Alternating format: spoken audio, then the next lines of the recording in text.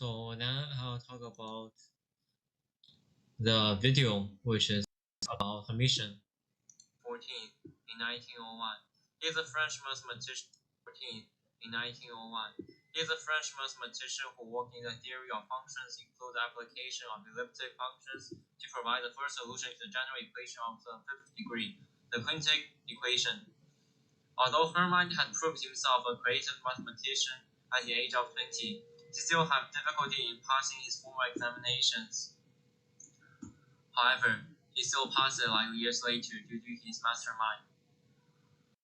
The reason why Hermitian operator is used after his name is to remind his great contribution to linear algebra as well as algebraic equations.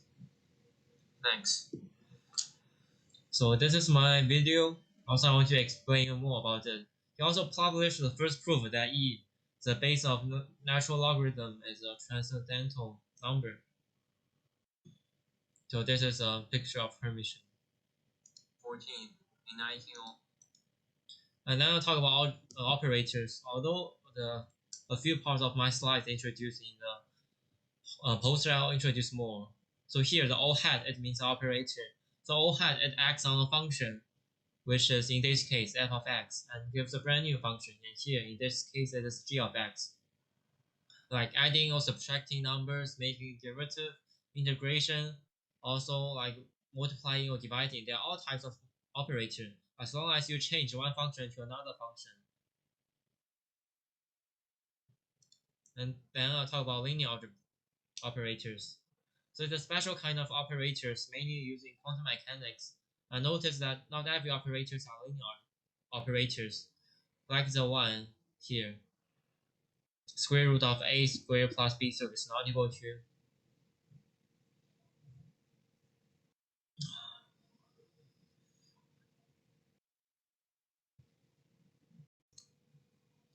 and here we can see like the square root of a squared plus b squared is not equal to the square root of a squared plus the square root of b squared. While the upper part is a typical type of linear operator, so we can change the bracket. So a bracket x plus y bracket is equal to ax plus ay, and a delta x is equal to delta times ax.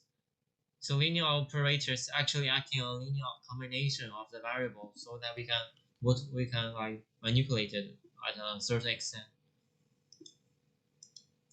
Then it will be observable. So observable, it corresponds to a real measurable value that can be obtained in ordinary labs. For example, our position is observable. So for observable, the expect value must have a real value. The conjugate of the expect count must be equal to itself. So, as we all know, the conjugate of a complex number, for instance, a plus bi, is equal to a minus bi. So if a number's conjugate is equal to itself, the only possible ways to do it is for there's no imaginary part, so plus bi equal to negative bi equal to 0. So it is almost same to the concept of adjoint. So for an observable, the adjoint of a hat is equal to a hat dagger, which is directly explained down here. I'll leave a minute to see this. So a hat here is moved to the front to be the a dagger, which means the transpose of a, which directly follows. And then I'll talk about Hermitian operator. So actually, Hermitian operator is equivalent to observable. If an operator is observable, then it must be Hermitian operator, vice versa. So this type of operators represent the included physical values that have some special properties, which simply means can be measured in real life, makes it more practical. And then I'll talk about some derived facts and introduce one of them mathematically. So, warning, there's some linear algebra foundation required to understand this part. So the eigenvalues are always real for Hermitian operators. The eigenvectors are always real too. The eigenfunctions are orthogonal and they form a complete basis. The eigenfunctions here represent the eigenfunction the Hermitian operator acts on. here is a mathematical derivation for eigenvalues are always real.